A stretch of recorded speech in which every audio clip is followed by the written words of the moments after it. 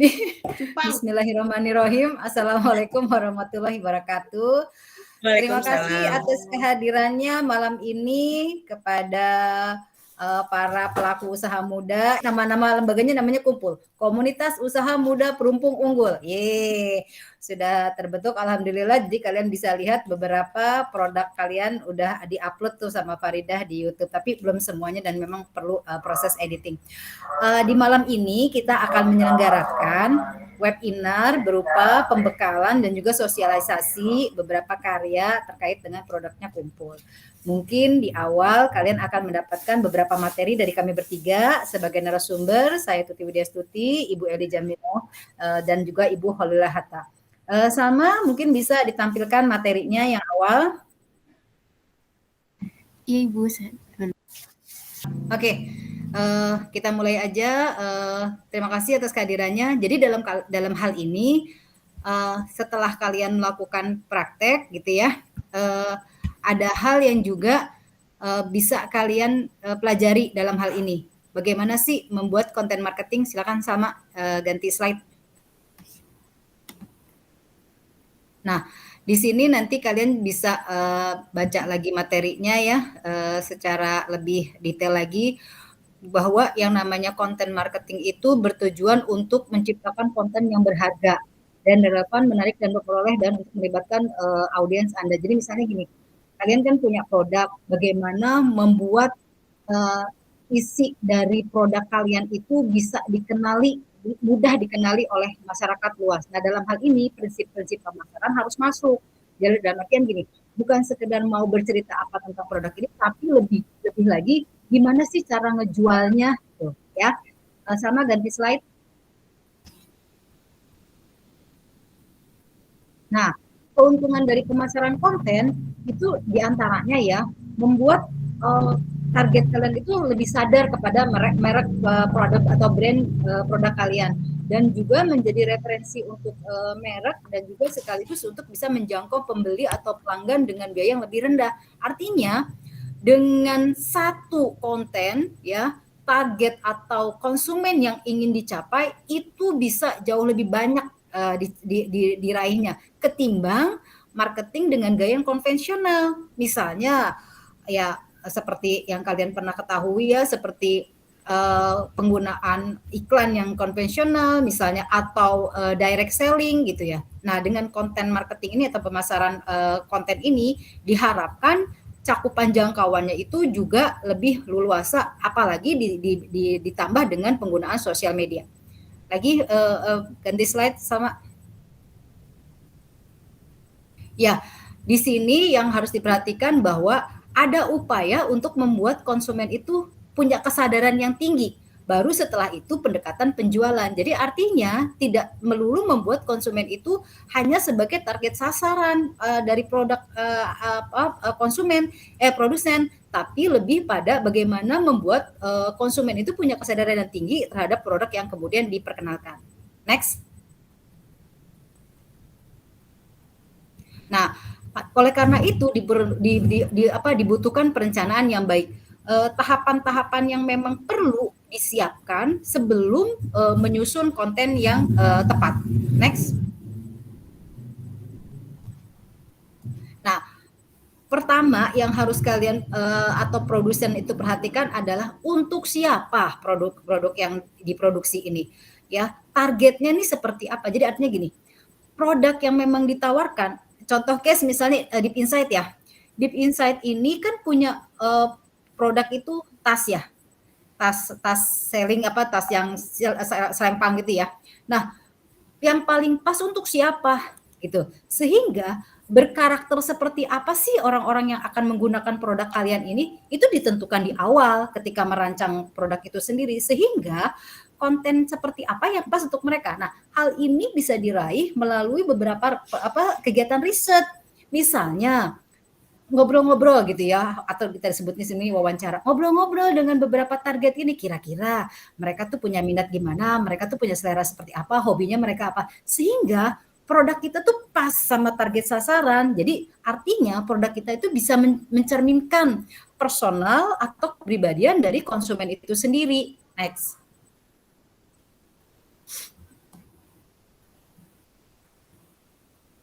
Nah, kita bisa melihat dalam hal ini, apa arah dari konten yang mau dicapai, kan ujung-ujungnya pembelian. Nggak mau dong kita misalnya memperkenalkan produk, tapi hanya memperkenalkan saja, membuat orang tuh tahu. Nggak seperti itu prinsip pemasaran. Prinsip pemasaran adalah ujung-ujung itu perilaku pembelian.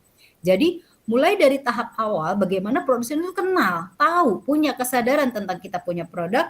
Tahap yang tengah adalah tahap bagaimana mereka menyadari keinginan mereka untuk membeli dari produk tersebut. Kemudian dari situ ada ikatan sehingga pada tahap akhir diharapkan konsumen itu juga akhirnya mau menjadi alat untuk promosi dan menyampaikan kualitas produk ini kepada yang lain. Jadi nggak berhenti pada keputusan pembelian yang di tengah, tapi setelah itu ya tahap akhirnya itu harus dipertimbangkan juga gimana supaya terjadi tuh proses word of mouth-nya dari konsumen. Next.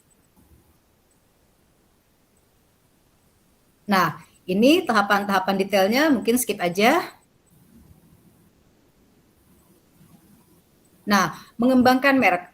Hal yang juga harus diperhatikan, ini produk pengen dikenal sebagai apa. Jadi, penamaan itu penting. Jadi misalnya gini, kalian ya yang pernah belajar usaha ya, memilih Deep Insight misalnya gitu ya, atau Toko Tiga atau Yummy Snack gitu ya, dari beberapa anggotanya kumpul itu sendiri, pasti dengan pertimbangan ini akan mudah diingat oleh konsumen. Mudah diingat, mudah dikenali dan memang punya ciri khas gitu ya, punya ciri khas dari produknya tersebut sehingga akan mudah masuk kepada ingatan dari para konsumen itu sendiri. Jadi nggak usah susah-susah untuk terus-terus apa ya istilahnya ya melakukan kegiatan-kegiatan yang dianggap punya berkonotasi pada upaya-upaya periklanan yang berbiaya tinggi gitu loh. Jadi harus dipertimbangkan efisiensi dari pemberian merek pada sebuah produk. Next.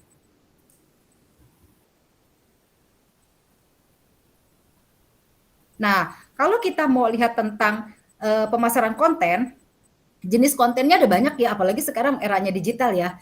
Jadi mulai dari sesuatu yang tadinya konvensionalnya berupa teks, sekarang udah berubah fungsi seperti adanya e-book, cheat sheet, worksheet, apa yang lain dan sebagainya. Nah, kalau misalnya kita lihat beberapa kemudian sesuai dengan kekinian dari medianya itu sendiri seperti video, blog spot, terus juga ada yang bauran konten. Artinya bahwa ada kombinasi dari berbagai media yang kemudian diaplikasikan sehingga kontennya itu memang akhirnya jadi bervariasi. Next. Nah, hal yang harus dipersiapkan oleh seorang pengelola konten pemasaran adalah kalender editorial. Ya, mau berapa periode untuk memperbaharui konten itu harus ditetapkan per minggu, per bulan, per tahun. Jadi jangan dibiarkan nih si konten ini berlama-lama gitu.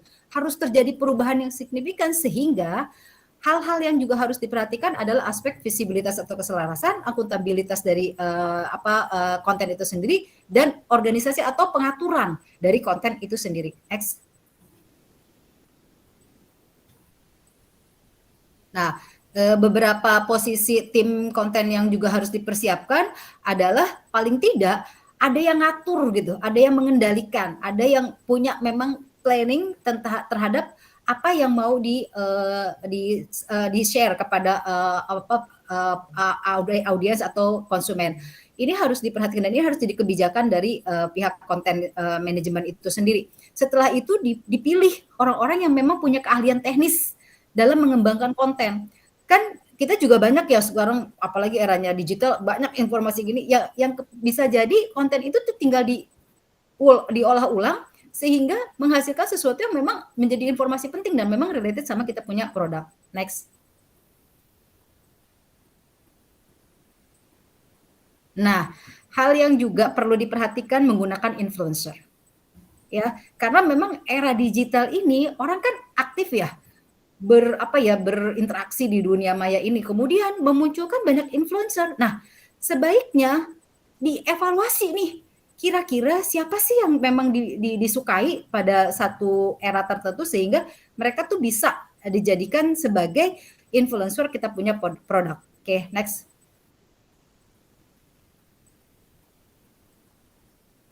Nah, hal yang dalam satu literatur saya menemukan bahwa ada 3R yang harus diperhatikan dalam pemasaran konten, yaitu reorganize, rewrite, retire. Artinya bahwa harus diorganize benar-benar segala aspek yang kaitannya dengan muatan konten. Apakah memang diproduksi sendiri, apakah memang pengembangan dari konten atau link dari yang sudah ada.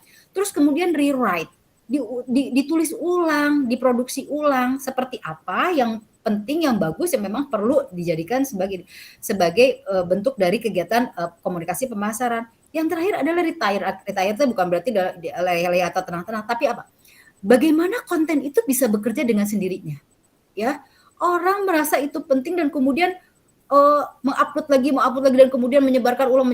Ini yang upaya yang sebetulnya cukup sulit ya. Tapi artinya di sini bahwa konten itu harus menarik, penting, unik, sehingga orang tuh mau dengan sendirinya melakukan proses yang peduli terhadap topik ini dan kemudian mengikuti isu-isu yang kemudian digulirkan lebih lanjut. Next. Nah, ini alur kerja konten. Next.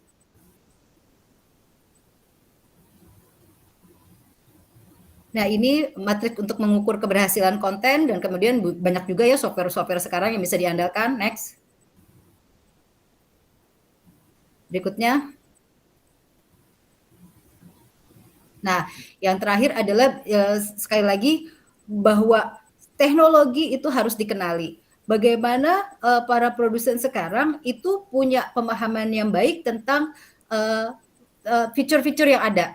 Bagaimana mengukur klik, like, followers, dan lain sebagainya untuk bisa melacak sebetulnya bagaimana sih cara bekerjanya konten ini dalam hal menarik perhatian dari konsumen itu sendiri. Sehingga dalam hal ini konsumen itu terbantu dengan cara membaca target mereka dari apa-apa yang sudah kemudian bisa ditelusuri oleh teknologi saat ini.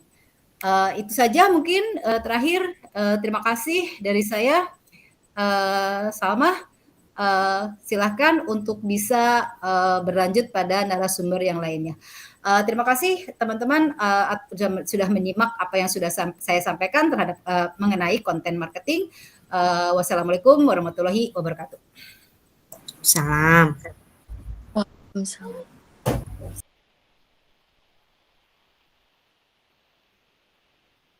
Oke, sudah bisa saya mulai. Terima kasih Salma, terima kasih yang sudah hadir. Bu Tuti, Bu Oling. Perkenalkan diri, nama saya Susi Pujiastuti dari Pangandaran. sedang ngopi, tapi sudah berubah warna, ya sudah pucat, terlalu lama mengendap. Sebenarnya ini materi kuliah yang saya bawakan, kebetulan cocok ya, jadi kan namanya kita itu menjual, namanya kita itu memasarkan adalah bagian dari komunikasi. Intinya adalah menyampaikan pesan untuk mempersuasi calon pembeli, mempersuasi masyarakat untuk menggunakan jasa kita atau membeli produk kita. Next, Salma. Disebutkan kan kalau etika itu ya apa yang patut, apa yang seharusnya dilakukan gitu kan, itu menyangkut oleh norma di masyarakat. Saya nggak banyak ya, next aja karena ini sebenarnya terlalu teknis, bukan terlalu teknis malah ya, terlalu akademis, tidak praktis. Mangga Neng Salma, next. Ya, dalam komunikasi terutamanya pada saat kita menyampaikan pesan ya, dalam hal ini kan pesan pemasaran dalam media sosial dan pemasaran untuk kita melakukan komunikasi pemasaran ini nanti akan berhubungan dengan writing, reading, and listening gitu kan. Bagaimana kita mengemas message, mempertukarkannya gitu kan. Ada berbicara, ada berdiskusi gitu kan, sehingga menghubungkan people ya dan melalui media. Intinya kan kalau sekarang ini tadi sudah disebutkan Bu Tuti, kalau jualan menggunakan platform media sosial gitu kan ya, udah banyak tuh caranya, misalnya IG aja, Instagram gitu kan, udah punya fitur untuk berjualan sendiri gitu kan, demikian juga YouTube gitu kan, kemudian Facebook kalau masih pada pakai Facebook. Next Salma, dengan next aja, ya. Etika komunikasi digital disebutkan bahwa mengapa dibutuhkan etika gitu kan, karena kalau berhubungan dengan komunikasi pemasaran kan ya, yang paling utama itu kita adalah meraih kepercayaan dari calon konsumen kita. Jangan sampai kita tuh intinya repeat order gitu, harusnya ya, harus sustain. Yang harus dipikirkan itu bagaimana kita itu usaha kita itu sustain ya, semakin besar. Jangan sampai orang itu sekali aja terus habis itu kapok gitu kan. Selain daripada produk, quality produk ya, kualitas produk, kemudian pengemasannya adalah juga dari sikap kita sebagai sikap kita sebagai penjual. Nah, bagaimana kemudian kita menyampaikan pesan yang harus dilakukan. Intinya itu, pertama kan ya, tanggapi gitu ya, segera tanggapi, kemudian juga dijaga ritmenya kan. Kalau menyampaikan pesan, kalau kita jualan melalui media sosial gitu kan, katanya kan harus terus-terusan gitu kan, ada postingan di setiap hari gitu kan, terus juga ada waktu-waktu tertentu yang peak seasonnya, misalnya jam 11 sampai jam 1 itu orang tuh lagi istirahat, lagi buka-buka Instagram atau malam gitu kan, tergantung nanti dari dari jenis jualan kita gitu kan. Kemudian fast respon gitu kan, kalau nggak bisa fast respon berarti kita ada acknowledgement-nya gitu kan, ada keterangannya bahwa kalau di luar jam kerja gitu kan, kita akan mungkin slow respon gitu. Itu juga adalah bagian dari etika. Next Salma. Nah, ini kalau pelanggaran saya nggak tahu ya, tapi misalnya itu ya, jualan daster gitu kan, 100.000 dapat 4 gitu kan, terus itu ternyata menipu gitu kan. Pokoknya mah kalau beli daster, beli unggas, beli ikan, beli apalagi, pokoknya ke Mbak Oling deh lah. Itu pesannya ya. Next. Nah, kalau ini dosen ya, next aja. Dalam komunikasi digital selalu ingat ya, bahwa ini adalah perwakilan diri kita ya. Jadi juga adalah bagaimana kita ingin diperlakukan orang lain ya. Begitu juga kita akan berbuat. Kemudian juga adalah yang diajak berkomunikasi adalah manusia. Bukan, tapi nggak tahu juga ya, kalau sekarang kan karena ada robot juga ya, kalau kita jualannya udah gede gitu, udah ada melibatkan robot gitu. Nanti kita tanya Mbak Oli. Mengendalikan emosi, nah, kemudian menggunakan kesantunan, menggunakan tulisan dan bahasan yang jelas, kemudian menghargai ya orang lain, tidak memancing perselisihan. Tapi sebenarnya gelut itu bisa juga dijadikan ini ya, dijadikan konten untuk viral marketing. Next, Salma. Next aja. Nah, ini mah digital etik ya.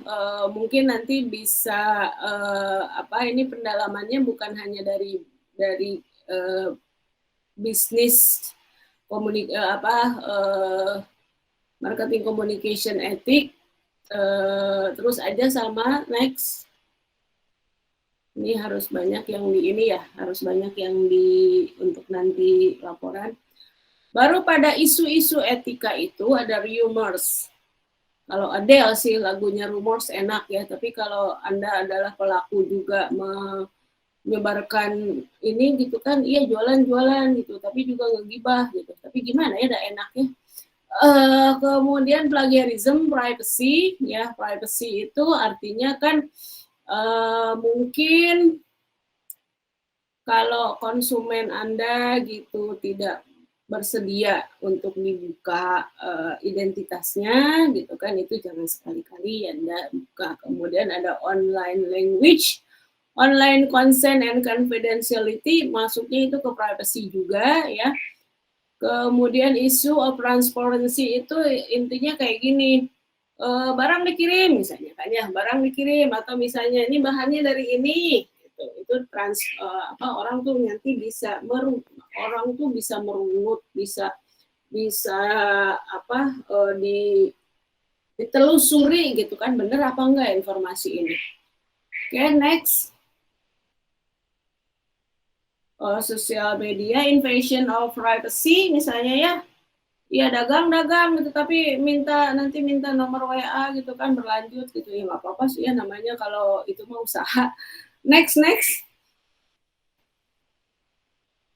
Itu juga self disclosure gitu kan, kalau karena mungkin kalau kita menggunakan media sosial kan itu account pribadi ya, kalau bukan account sebelum menjadi account bisnis kan mungkin account pribadi dulu gitu kan. Nah, nanti harus hati-hati mengelola apa yang kemudian kita share gitu di situ, apakah misalnya hanya luarannya aja gitu kan, ASL, exact location gitu kan, atau misalnya kepada pandangan pribadi Anda gitu kan, atau juga misalnya Anda itu adalah tim bubur diaduk gitu kan, kayak gitu, atau bubur tidak diaduk. Next. Concern and recommendation itu tadi yang disebutkan ya, bahwa intinya sih bahwa kita akan memperlakukan orang lain seperti kita ingin diperlakukan. Tetapi ada lagi yang lebih dari itu, adalah bahwa kita sebenarnya dibekali nurani ya, supaya kita bisa membedakan mana sih yang benar, mana yang salah, dan kemudian juga mungkin sosialisasi dari masyarakat. Karena sekarang ya mungkin kayak banyak yang menjadi kalau kita buat riding the wave gitu kan, teknik-teknik komunikasi pemasaran seperti misalnya kan ada tuh pramugari Lion Air ya yang digerebek sama istrinya gitu kan, kayak gitu. Terus ada lagi kejadian kayak gitu, ternyata pas penggerebekan itu ternyata dia malah itu ngeliatin kosmetik gitu kan. Oh berarti itu viral marketing gitu kan, itu sebenarnya dagang gitu. Sama kayak dia bowling, kalau kita mau swipe itu ya swipe ya, dicolok hidungnya gitu. Dicolok hidungnya. Terus marah kan, wah kursinya dibanting gitu. Berapa kali kursinya dibanting. Kan kita kaget ya, ini di mana gitu. Ternyata iklan kursinya dibanting berkali-kali kuat gitu, kayak gitu. Nah, itu etis nggak gitu kan? Ya kalau itu intinya etis atau tidak, itu nanti akan menyangkut pada apakah itu membahayakan gitu kan, it will be harm gitu kan for others or for society. Tapi kalau misalnya kayak gitu ya sebenarnya sih jadinya jadi lucu-lucuan juga gitu. Next, Salma. Nah, bisnis etik itu kan ada honesty, ya harus jujur. Kita juga diajarin Rasulullah karena Sallallahu Alaihi Wasallam harus jujur. Kemudian avoid konflik gitu kan. Avoid konflik itu menghindari konflik. Walaupun ya tadi itu ya netizen itu kan senang kalau tweet war. Baru kemudian compliance, ada nggak kita cari kelebihannya gitu kan, atau misalnya cari memberikan tambahan, memberikan semangat untuk, atau muji-muji gitu kan, supaya dia nanti senang hatinya gitu kan. Relevan information ya, jadi informasi yang dibaginya itu relevan. Kemudian juga kita harus menghiraukan harus mengikuti law gitu kan. Jadi kalau kalau iklan rokok, iklan apa tuh yang rokok tapi kayak kabut itu vape ya, itu tidak boleh ditayangkan sebelum jam 9 malam misalnya kayak gitu. Kemudian juga fulfilling commitment, kalau sudah menaruh janji gitu kan ya nanti akan dikirim dalam waktu 2 hari gitu kan kayak gitu. Itu harus ditepati. Next. Sudah ya, Salma. Ya, demikian presentasi dari Ibu Susi Puji Astuti. Terima kasih atas perhatiannya. Assalamualaikum warahmatullahi wabarakatuh. Enggak. Waalaikumsalam warahmatullahi wabarakatuh. Waalaikumsalam. Ya, berikutnya dari Ibu Menteri Perindustrian. Perkenalkan, nama saya Holila Hatta. Oke, hari ini saya akan membawakan dari sisi Service of Excellence ya. Jadi tadi kan udah dapet tuh teori-teorinya tentang konten, kemudian tentang etik. Nah, ini bagaimana kita posisinya terhadap pelanggan kita gitu. Kebanyakan kan orang biasanya nggak all out ya kalau mau buka usaha kemudian melayani pelanggan tuh nggak sepenuh hati. That's why pelanggan itu akan merasa ketika dia dilayani dengan sepenuh hati atau orang ini care atau enggak. Nah, dari sini nih. Tapi sebelumnya overall umum dulu ya, Salma. Boleh next kondisi lapangan yang kita lihat. Nah, kita udah tahu nih sama-sama kita lagi pandemi. Terus next ada data apa, Salma? Next, Salma. Oke, ini ada tentang GDP. Jadi udah mulai berubah ya. Orang sekarang spendingnya udah yang tadinya ke apa, sekarang beli apa. Nah, ini ada datanya, bisa dilihat. Terus next, Salma. Yang berubah dari pandemik ya, impact-nya nih biasanya perilaku kita tuh berubah gitu. Mau nggak mau dipaksa untuk berubah. Kemudian di pemasaran juga begitu. The way they are selling something juga berubah mau nggak mau. Yang tadinya diantar langsung, yang tadinya nggak biasa menggunakan e-commerce gitu kan dipaksa gitu ya.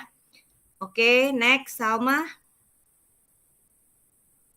Nah, switching nih gaya-gayanya. Tadinya pergi ke marketnya langsung, pilih langsung, dipegang barangnya, ngobrol sama salesnya. Sekarang enggak. Sekarang semua udah digital, kemudian ada platform-platform khusus untuk ngelayanin, kayak misalkan tadi disebut ada chat, tapi chat yang lebih humanis biasanya yang direpresentatifin dengan orang gitu. Jadi kalau kita pusing nih mau milih yang mana, oh ternyata ada sales representatif, itu lebih human ya, kita lebih seneng gitu. Next, ini keadaan umum. Oke, jadi semuanya shifting, kita moving ke mega trend pandemi. Biasanya sangat-sangat personal ya, satu orang pelanggan kita tahu profilnya seperti apa, kemudian trennya karena pandemik orang udah memilih hidup sehat gitu kan, kemudian juga middle class dan lower class juga mereka berusaha untuk survive gitu kan. Aduh, ini ada hiburan dari anak saya, Michelle. Michelle, please. Terus kemudian cara kita shopping dipikirkan kembali, yang tadinya pergi ke toko, kemudian sekarang kita tinggal buka aplikasi atau gadget kita langsung dibantu. Kemudian ada shifting market frontiers, yang besar-besar juga mulai mikirin gimana cara jualan biar menarik. Terakhir kali yang booming adalah McDonald ya, beserta fansnya yang ungu-ungu tuh. Ayo siapa di sini yang fansnya BTS? Nah itu juga cara-cara bagaimana market frontiers yang garda terdepan yang besar gitu ya, raksasa di consumer good, di makanan, memikirkan cara mereka menjual lebih banyak menggunakan fans base kayak gitu. Nah itu plus minus lah. Next, Salma. Nah ini ada informasi di Euromonitor untuk impact COVID ya kan, retail sales-nya banyak dikonsum di articles apa gitu, barang apa, bisa dilihat ini datanya. Terus next Salma. Nah kita nih sudut pandangnya. How can marketer respond to disruption by cost pandemic and economic condition? Bagaimana kita merespon gitu. Ada yang mereka reluctant merespon sehingga ketinggalan. Ada yang mereka cepat gercep gitu ikut riding wave tadi kalau bahasanya Bu Eli, lantas mereka survive. Ada yang juga baru mau jalan gitu, ada juga seperti itu. Next. Biasanya perusahaan besar itu mereka akan calibrate, redefine gitu kan, cari cara, perbarui, adaptasi, punya tujuan, produknya juga di level up, kemudian channelnya dipikirkan, targetnya juga ditetapkan kembali atau ulang gitu kan. Mungkin dulu ibunya, oh sekarang anaknya nih si Gen Z misalkan udah pada gede, udah bisa decision making. Nah biasanya perusahaan-perusahaan besar itu akan ngecek itu gitu. Cek lagi, next Salma. Tujuannya ya gitu, perusahaan besar aja masih mikirin gitu kan, gimana nih terkait COVID, yes, ya cas dulu, oke. Bagaimana mereka dealing dengan COVID-19 gitu kan, Coca-Cola aja mereka menargetkan 120 million, Facebook juga gitu, Nivea juga gitu. Jadi semua perusahaan yang besar juga berlomba-lomba untuk memikirkan teknik atau taktik bagaimana menghadapi ini. Jawabannya adalah strengthen customer atau brand attachment. Jadi brandnya udah dikenal, tapi bagaimana kembali ke customernya itu mereka menjalin hubungan. Nah, apalagi buat usaha yang belum punya nama, itu penting banget untuk membangun hubungan tuh. Kayak saya nih, saya kan jualan nih, target market saya ibu-ibu gitu kan. Nah, itu perlu sekali membangun dan menepati janji. Karena biasanya kalau mereka ingin membeli layanan atau produk, biasanya ada kebutuhan, ada needs, ada wants, ada hope. Nah, itu mesti di fulfill. Yes, Michelle, please. Yes, oke. Okay. Ya itu, oke. Okay. Sorry for disruption, malam-malam ya kan, diganggu krucil. Oke, produk ini bisa di-redefine tergantung kondisi produk apa yang Anda mau jual gitu kan, bisa layanan, bisa makanan, bisa juga produk yang durable-nya tinggi. Kemudian next, banyak yang shifting, channelnya juga bisa di-combine, hari gini nggak usah punya toko fisik gitu kan, bisa juga melalui online gitu kan, banyak platform yang menawarkan layanan gratis, nggak berbayar. Kemudian next, Salma, ini yang paling penting. So, better knowing your target customer ketimbang kita nembakin semua orang buat jualan produk kita.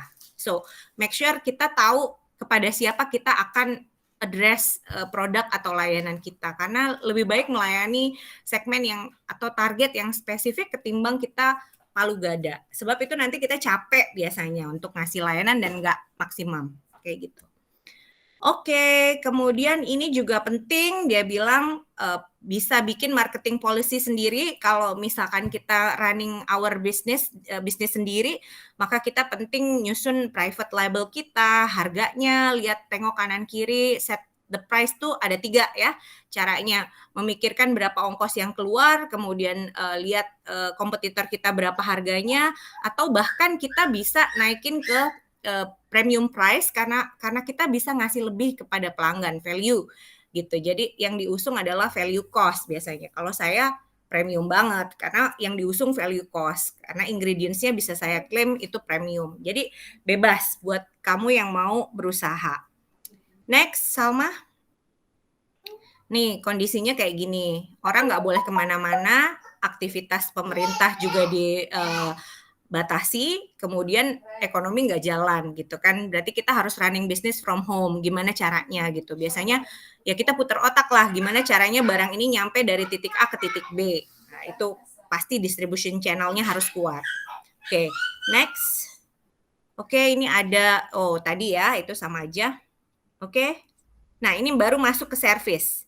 Jadi perlu diperhatikan basket riset saat ini ya, ini hasil riset nih dari Asen Nielsen, apa yang customer akan beli ya, biasanya ya barang-barang yang primary, makanan gitu kan, kemudian di mana consumption-nya akan terjadi gitu kan, biasanya itu rumah gitu kan, kemudian kenapa mereka beli pikirin alasannya. Jadi yang paling enak memang makanan, karena makanan adalah kebutuhan pokok. Kalau udah clothing line atau barang-barang secondary lainnya mungkin agak sulit ya.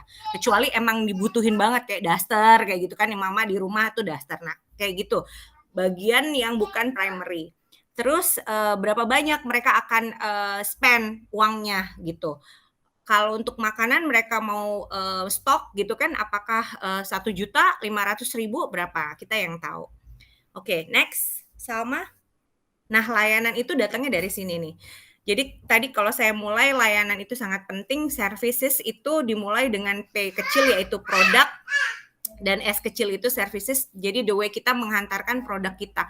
Bisa loh kita nggak punya barang sama sekali gitu kan, kita minta orang yang bikin, tapi kita bisa representatif diri kita untuk ngelayanin orang tersebut, bisa aja. Atau kita memposisikan diri kita sebagai intermediaris, bisa juga, barangnya bukan punya kita. But make sure layanan itu excellent dan produk itu memang dengan kualitas terbaik yang pernah ada. Jadi kita nggak bohong. Tadi kayak etik tadi yang disampaikan Bu Eli.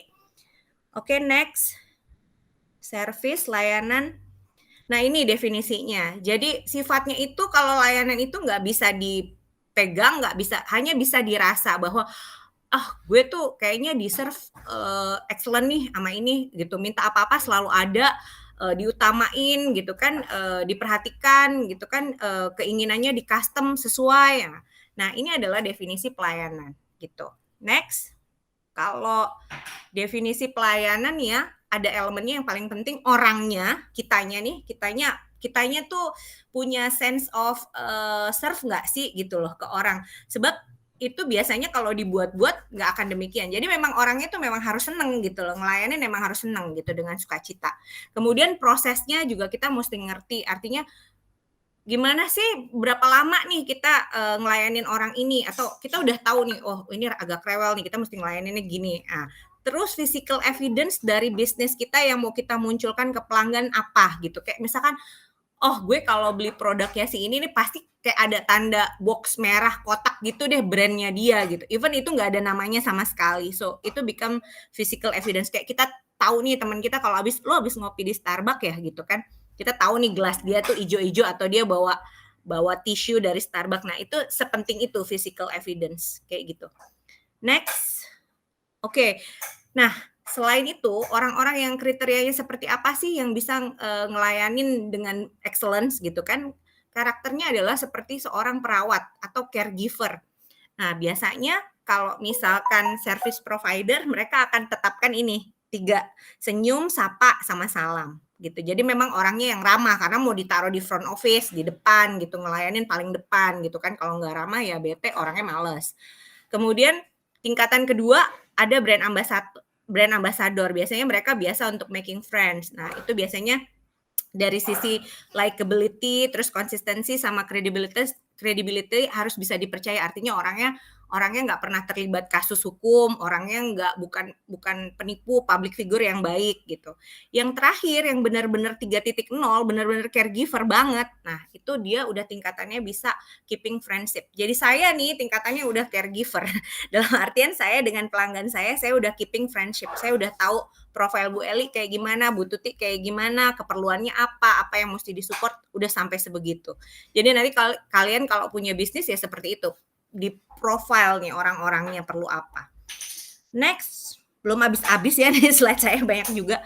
Nah, ini physical evidence yang tadi saya bilang. Kalau kita masuk ke kedai kopi Starbucks, kita udah tahu nih ambience-nya gimana. Nah, di kacanya kita bisa lihat physical evidence dia dengan logo Medusa yang hijau itu. Nah, kalau kita mau bangun sendiri, kita bisa. Di sini ada macam-macam nih. Ada front office yang sederhana, ada hotel yang mewah, ada hotel yang biasa aja. Nah, itu terserah kita sebagai pengusaha maunya dikenal sebagai apa. Seperti juga kebijakan harga. Pengen main di harga biasa aja, cuman selisih berapa ribu perak, nggak apa-apa. Atau mau di harga medium, tapi value buat customer juga nggak apa-apa. Atau sekalian harganya di atas, untuk melayani segmen atas, boleh juga gitu. Jadi ada 3 tingkatan selalu. Next. Oke. Aspek physical evidence ini penting karena satu, dia membentuk experience, pengalaman sama si perilaku customer-nya. Kemudian memperkuat image kita dan positioning kita di pasar. Kita pengen dikenal sebagai orang yang kayak gimana sih produknya, ngelayanin kayak gimana sih gitu kan. Kemudian servicescape nih, suasana kita jualan toko digital kita kayak gimana tampilannya, messy, clean, atau gimana, barang-barangnya obsolete, baru, atau availability-nya selalu ada nggak? Kan kadang kita suka bete ya kalau mesen gitu, oh nggak ada, habis tunggu sebulan lagi, ya udah kita pergi ke toko lain. Nah itu artinya opportunity loss. Tapi kalau kita selalu, kalau punya ini nggak, punya ini, oh siap. Nah itu kita senang. Bahkan kita nggak dibayar, kita dengan senang hati merekomendasikan, coba deh kamu pergi ke dia semua barangnya enak semua, atau dia barangnya murah, original dan bagus semua. Nah kayak gitu-gitu saat ini. Kemudian itu bagian dari value proposition. Jadi nilai yang kita bangun, kalau zaman dulu kita bangun gila-gilaan dengan iklan di TV di mana, sekarang nggak perlu. Sekarang di rating dengan bintang, kemudian datang dengan orang yang tepat, atau bahkan bukan siapa-siapa tapi followernya banyak, and then dia state something, orang bisa dengan gampang beralih. Terus yang terakhir, fasilitasi service encounter dan meningkatkan produktivitas. Ya pastilah kalau pesanan udah banyak ya kan, udah dibikin deh tuh sistem terbentuk. Biasanya physical evidence udah mulai, yuk kita pikirin yuk gimana yuk gitu kan, bikin logo, tempel, say thank you, atau bahkan nulis surat masing-masing ditandatangani secara personal. Itu treatment dari physical evidence sebuah bisnis. Next. Alhamdulillahirabbil alamin. Thank you very much. Semoga menginspirasi yang mau berusaha atau sedang berusaha. Itu aja sih. Thank you. Mari kita pindah ke acara selanjutnya. Sekarang Farida, silakan ambil alih acara untuk bisa memutar beberapa video produk. Nanti tolong kasih masukan ya teman-teman semua ya, teman-temannya Anaf, kasih komentar kira-kira kurangnya di mana. Yuk kita mulai. Oke.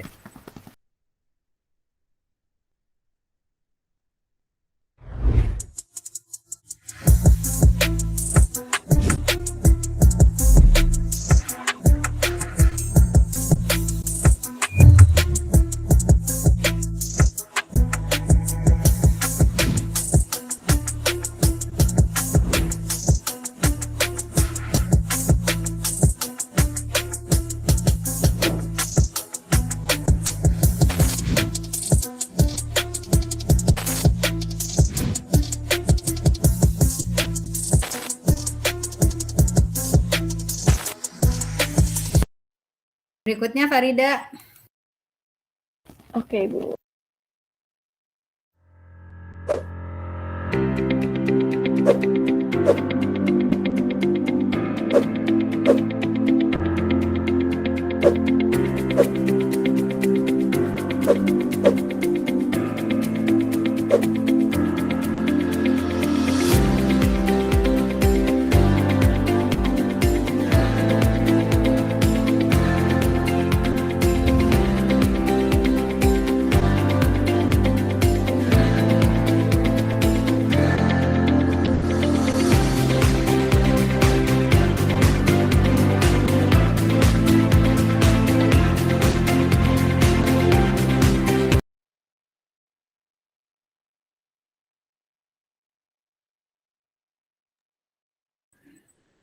Satu produk lagi ya.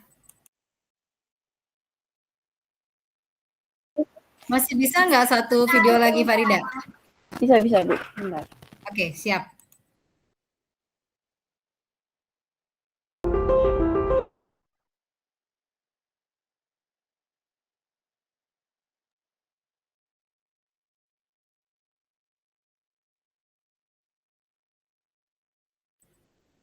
Farida, masih nggak stabil ya?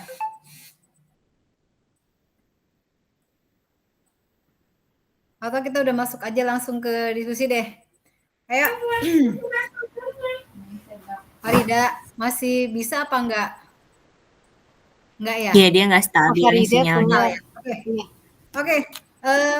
Anaf dan teman-teman, tolong dong kasih kritik dan saran dari dua tadi produk yang udah ditampilin. Kira-kira menarik gak atau apa sih yang harus diperbaiki? Ayo silakan. Izin Bu Tuti, kalau dari aku sih dua-duanya udah cukup menarik. Tunggu, Cuma, Hani bisa muncul muka nggak, Han? oh Bisa ya, muncul mukanya nggak? udah. Biar bisa kerekam gitu. Ah iya. Kalau tadi short movie dari dua produk itu udah cukup menarik. Cuma kalau dari aku mungkin lebih baik bisa produknya itu on model. Jadi ada misalkan tasnya itu ada orangnya yang pakai tasnya, terus untuk produk cemilannya mungkin bisa orangnya itu lagi makan cemilannya gitu. Jadi kayak ada ada contoh pemakaiannya gitu. Jadi secara tidak langsung bisa mengajak orang, jadi bisa lebih mengajak gitu. Dicontohkan ada orangnya. Kayak tas kan bisa dicontohin cara pakainya mungkin lebih menarik ada orangnya gitu. Gitu sih kalau dari aku.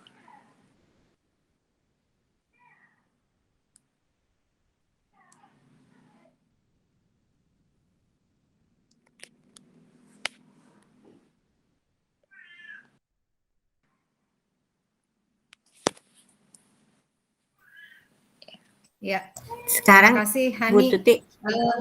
Anap Iya. sekarang ya Nap, Oh iya, ayo bersuara Anap dan teman-teman. oke baik Ibu Tuti. Perkenalkan nama saya Anafi dari Kumpul.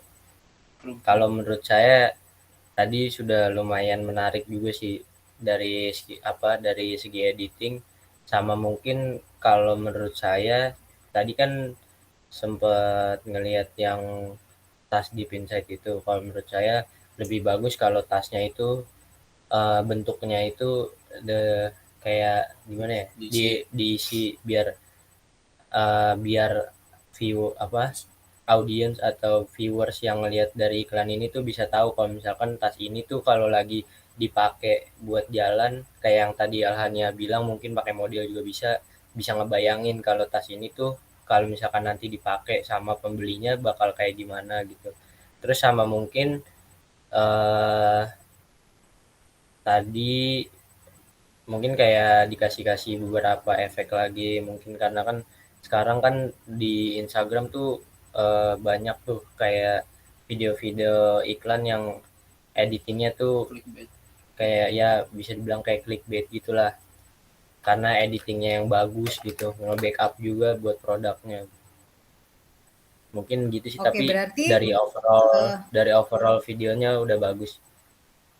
Oke, Kak Vi, sekali lagi Vi kasih masukan Vi dari tim. Kalau menurut saya tadi iklannya sudah bagus sih, video yang tadi mulai dari Deep Insight sama TK.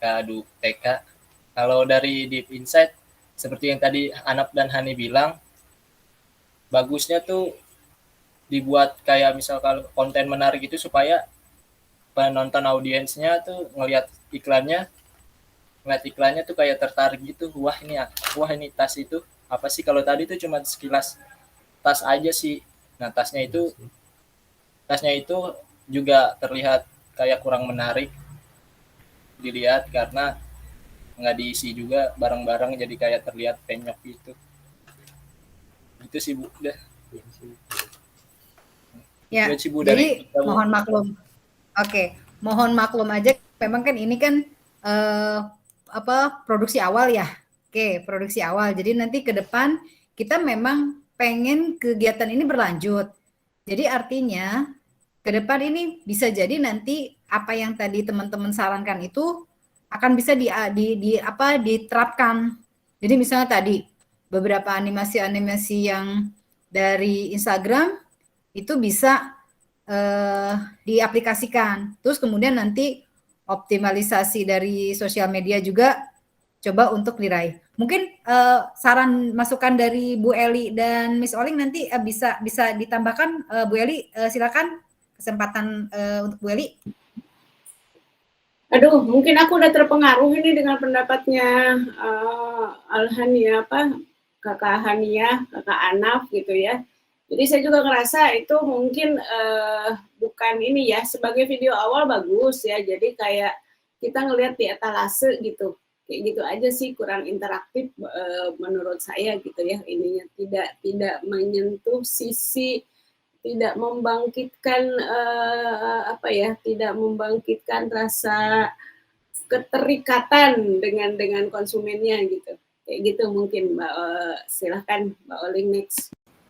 Ya, jadi kalau sebuah produk itu ya produk kalau dikaitkan sama layanan memang harusnya engage ya sama si pengguna. Artinya produk ini diperuntukkan buat siapa sih? Kan banyak tas gitu kan, banyak merek gitu kan. Kalau orangnya yang pakai mungkin orangnya terlihat representatif dengan komunitas kita, bahkan cuman ngelihat sekilas aja kita udah cari tuh produknya gitu. Begitu juga snack, siapa nih yang makan gitu kan, begitu di endorse siapa gitu kan, atau yang makan siapa, kemudian dia kasih testimoni yang tepat gitu kan, dengan rasanya memang oke, ya orang pasti akan pergi beli gitu, pergi cari gitu. Jadi yang perlu dibangun adalah ikatan apa yang tadi saya bilang lebih humanis lah ya, maksudnya jangan sekedar produk aja begitu, nggak ada interaksi humannya gitu. Karena orang sekarang lebih tergugah ya kalau lihat emang oh si ini naik sepeda pakai tas itu gitu kan, tasnya tuh limited edition gitu kan, dibuat kalau dipesan misalkan gitu. Kita lebih seneng ngejar yang kayak gitu, meskipun gitu kan itu di awal-awal dan maintainnya ke belakang lebih susah gitu. Kalau emang produk itu bagus dan memang market suka gitu. Gitu sih, Bu. Oke, berarti influencer penting ya. Kira-kira siapa nih untuk yang di komunitas misalnya bikers atau yang skaters gitu ya. Kita kasih mereka produk kita, terus kemudian disuruhlah pakai, dan kemudian kita misalnya candid ya, kita fotoin mereka ketika mereka lagi beraksi gitu ya. Mungkin ide yang bagus. Ya. Oke, Bapak Ibu sekalian, kita sampai di ujung acara. Oke, dari apa yang sudah kita laksanakan dari awal sampai tadi penayangan beberapa video produk dan juga diskusi kita saat ini, kita bisa mengambil sebuah manfaat banyak, bahwa kegiatan digital marketing saat ini itu lebih atraktif, ya kan? Bisa melibatkan konsumen sekalian gitu, dan juga mungkin bisa live, bisa benar-benar natural, diambil benar-benar settingannya itu alamiah. Nah, tinggal sensitivitas kita bagaimana kita mampu menangkap itu menjadi pesan-pesan dan juga mau memproduksi itu menjadi pesan-pesan yang memang punya muatan marketing ataupun punya kekuatan promosi ya. Nanti ke depan kita insya Allah masih bisa bekerja sama lagi. Saran dari teman-teman nanti mungkin bisa masuk dalam pengembangan proposal berikutnya dari kegiatan awal ini. Terima kasih atas keterlibatannya, juga terima kasih atas kerjasamanya. Insya Allah ini akan menjadi kegiatan kita yang positif. Untuk beberapa aktivitas sudah bisa dilihat di YouTube, jadi teman-teman semua bisa lihat apa yang sudah kita lakukan selama kurang lebih 1 semester ini. Oke, kepada para narasumber, kami sampaikan terima kasih atas kehadirannya malam ini. Kepada para peserta juga terima kasih atas kehadirannya malam ini. Insya Allah apa yang kita lakukan malam ini sudah dicatat sebagai kebaikan ya, dan dicatat sebagai amal ibadah kita selama kita hidup di dunia ini. Sehat selalu untuk kita semua. Insya Allah kita masih punya umur dan sehat selalu untuk ketemu di kegiatan berikutnya. Saya tutup dengan alhamdulillahirrahmanirrahim. Wassalamualaikum warahmatullahi wabarakatuh. Waalaikumsalam. Waalaikumsalam warahmatullahi wabarakatuh.